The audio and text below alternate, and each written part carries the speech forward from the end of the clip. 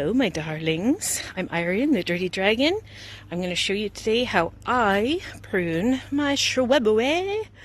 I've got a number of shrubs here that have need of haircuts, and various shrubs have different needs, like for example azaleas and rhodos and hydrangeas and stuff like that are maybe a little bit different than some of the other things that I'm going to show you.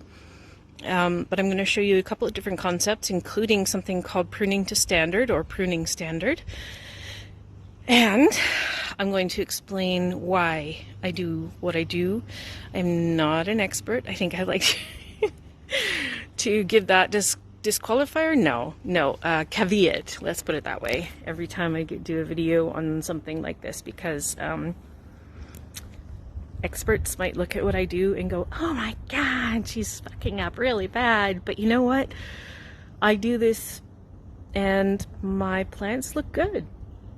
So I think that's the final goal, right? I mean, if you do it differently and you like the way your plants look, then fuck the rules. That's what I say.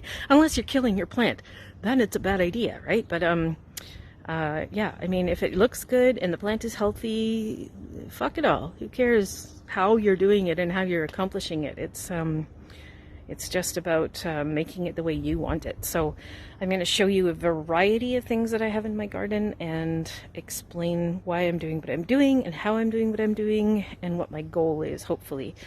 So let's get started. Okay, here's one of the bushes that I'm going to prune in the next little while here. This is Sambucus lemony lace.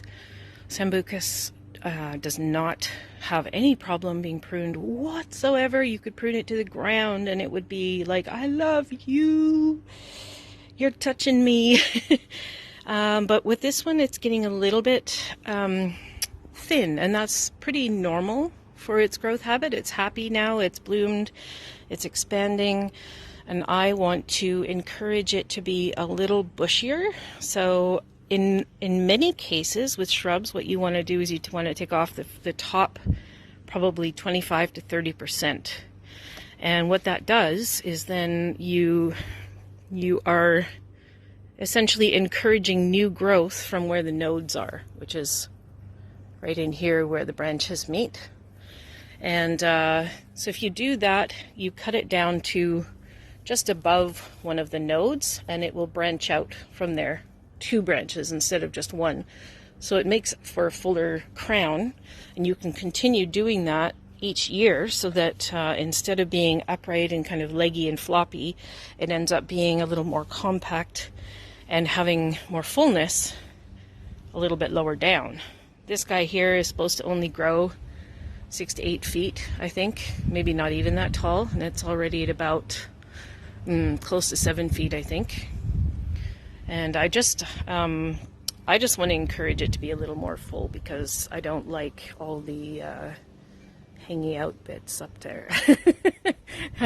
I like the height of it, but I don't like that it's just like thin up there. So that's what I'm going to do, and I will show you before and after pics.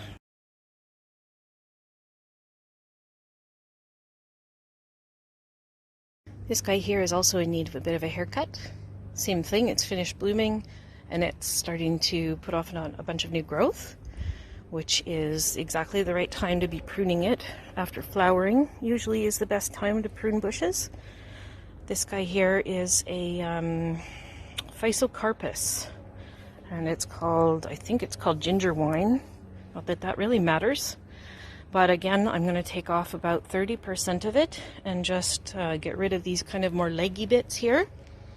I'll probably take them down to about this node here where this leaf comes, and then it'll branch here in 2 ways, and that'll make the entire thing more compact and encourage more of this gorgeous new growth that you can see here. I'll get more of that. So I've done a before picture. I'm going to go in and do that, and then I will show you an after picture.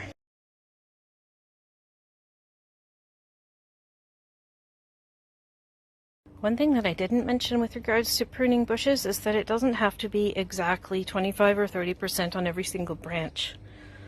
So in order to keep the sort of nice, compact, maybe oval, ball shape, or cone shape, or whatever you're working towards, you can prune each individual branch to give it more fullness where it feels like it belongs. So on the sides here, I've pruned it down farther because I wanted to branch sooner, whereas at the top I didn't prune it down quite as far because I don't want it to branch out way down in there, because it's just going to make it chaotic and too full in the center. The side branches can branch out more, top branches not so much. So I give the top branches more height before pruning them, and then on the side I take them a little bit closer to the center because they can expand outward rather than through all the rest of the branches. I hope that makes sense. I don't know.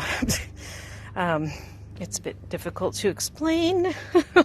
Anyway, I'm hoping that clarifies what I've done here. Explain the term pruning to standard or pruning standard because I have a buddleia here and I've pruned it standard. And basically what that means is taking something that would normally be in a bush form, i.e. branches coming out in all different directions from one or more trunks, and pruning it so that it has one specific, usually one, center called a leader, one center trunk, and then no branches until it gets closer to the top. And you've seen probably roses pruned standard, lavenders sometimes, wisteria looks really beautiful pruned standard. I'm going to turn the camera around now and show you my buddleia. Okay, up there, covering my arch, that's my butterfly bush, my buddleia. Started off as a typical butterfly bush with tons and tons of different trunks and branches. There's 2 trunks now, that's okay with me. And every time it puts off a lower branch, I pop it off. And that basically is what it means to prune something standard. What it allows you to do is to underplant. So if I wanted to, I could put something, I've got the bamboo here, but if I wanted to put something under here, I could. It also means that the canopy is more elevated and it looks a little more elegant. In this case, I've made it so that it covers my arbor and makes it look like a natural arch. But it doesn't have to be that, of course. It can be pruned completely upright and it can be pruned like circular if you want to keep it looking more formal. But yeah, so that's pruning to stand. This is a sumac called Tiger Eye. Beautiful, beautiful shrub. Just stunning fall color. It's actually starting to change color already. Gold is its normal color during the year. And that's some of what you would see in fall. It goes like pretty much a rainbow of warm colors in the fall. But this guy here, it's got a very sort of open form, open canopy, and I want to prune it so that it grows more upright. Generally speaking, when you want to do that, you will choose, I think I explained this before on my buddleia, a leader that can be sort of like the trunk of the tree. Ooh, it's velvety. Soft. You choose the strong branch to be the leader and you train that upright. You can use a stake or a broom handle. It works really, really well because they're a bit thicker. If you've got an old broom handle or whatever lying around, or an old shovel handle. And then cut off the branches that are a little bit lower down that might be going out in the direction that you don't want it. Like right here, I've got a dianthus that's coming up and it's going to be blooming right in here, and I want to be able to see that. So I'm going to pull off this branch, this entire branch here, and I'm going to train this one up here as the leader so that it's more like the trunk. And that will make it more, this is going to be pruned standard. I've already started, as you can see.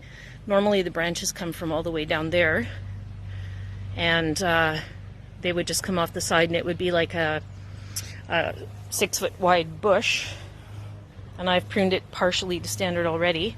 And I'm starting to move it so that it's a little bit higher up. I don't want it too high because I really like it, the fullness of it at this point in this garden bed.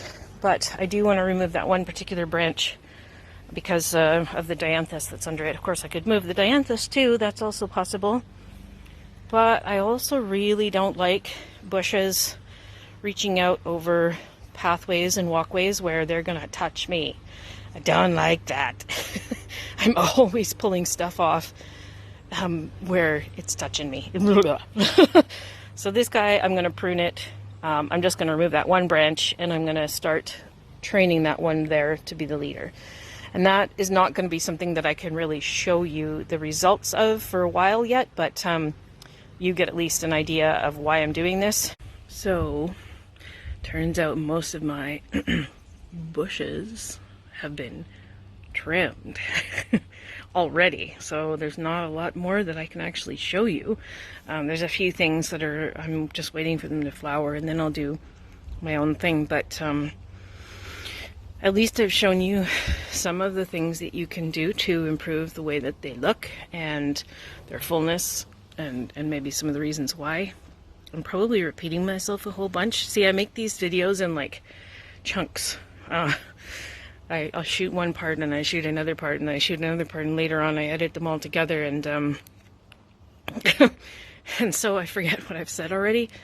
And today, I mean, I'm wearing the same clothes, so you know it's all today, but that doesn't necessarily mean I remember what the hell I've said. But yeah, hopefully there's some useful information in there, and that'll give you some ideas of how and why and all that kind of goody stuff. Peace out, bitches.